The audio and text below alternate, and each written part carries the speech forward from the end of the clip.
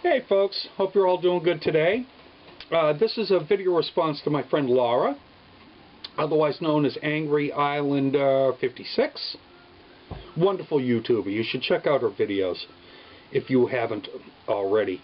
And Laura, thank you for making the video response to my video about my special needs son being bullied and teaching me a lesson about compassion towards the bully, who I was ready to kill.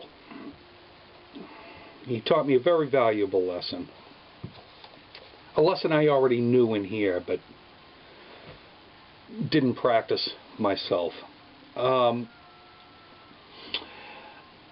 Laura, this may be the first time I disagree with a few things that you say. I hope you take it the right way. I know you will.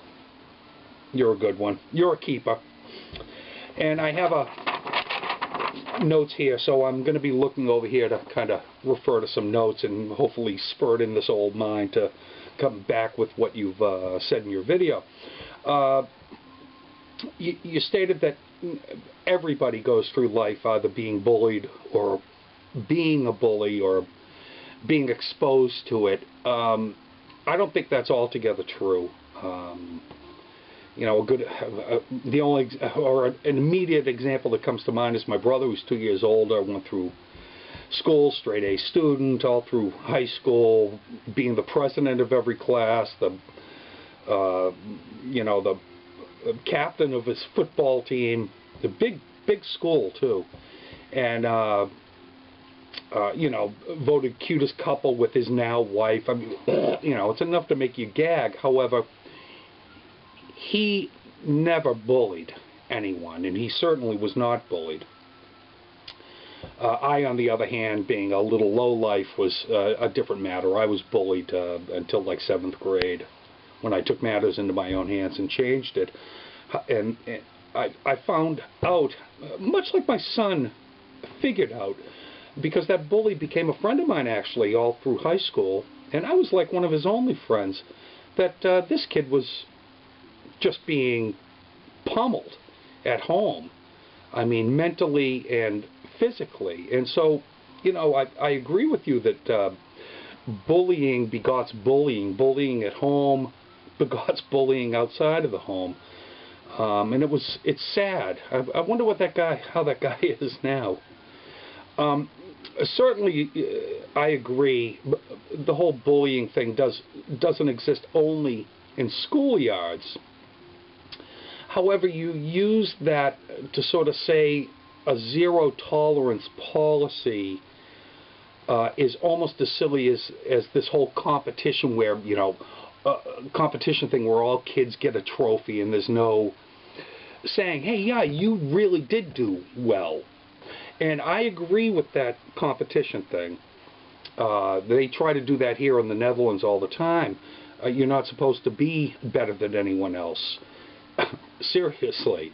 And if you say, yes, I'm better at doing this, then you're viewed as like being boastful and stuff. However, for little kids, it's not so bad to get a trophy and then the kid who comes in first and second place gets a big trophy or something. But I agree with you about that whole competition thing, but I don't think it translates to the same zero tolerance for bullying at school. And I'll tell you why. I think that my son and my daughter have the right to go to school without being fearful. I mean, I mentioned in my video, I noticed my son was starting not to want to go to school, and he does well in school, and he loves school. And so whenever he doesn't want to go to school, there has to be a reason. And if the reason is because he's being bullied, I absolutely think that it's up to the school administration to do the best job that they can, and I understand the limitations, but while he is at school, he shouldn't be bullied. And I don't mean by punishing the bully even further than he's obviously getting punished at home, but by recognizing that that bully needs some special help to figure out why he has the need to bully other kids.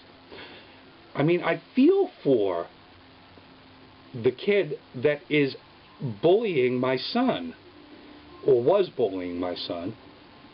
However, I have a higher feeling for my son and his well-being at school. So I think there should be a zero tolerance to bullying at school. Okay? And in my life, around the neighborhood or something, if he gets bullied, I have a zero tolerance to it.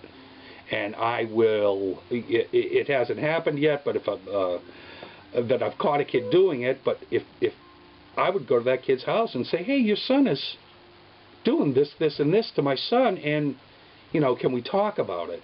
Okay. You said bullying certainly does continue into adulthood, and it does. You said it continues into adulthood, and it certainly does. However, if there were a zero tolerance, and to find out those bullies in school, and I mean the ones that are out to hurt kids, the ones that are out to mentally and physically torment them to the point where they are terrorized, maybe it wouldn't continue into adulthood if these kids have been targeted in school and given the special help that they obviously need. So that goes into the institutionalized in society, and I agree, it is institutionalized into society. You said it would be a disservice to stamp it out. A disservice to stamp it out, and that I should just basically tell my 11-year-old to deal with it. Kids who are targeted and who are weak in certain areas can't just be told to deal with it. They need help in dealing with it. And that help also goes back to finding out the bully and giving the bully help, along with my son, who has problems in certain areas. He gets the help he needs. Obviously, if you looked at my last video, but his bully is not getting the help he needs. So I agree with you about vilifying the bully. That is absolutely not the way to go. These kids and these adults need help so that they can realize they can interact with the rest of us without having to be a bully.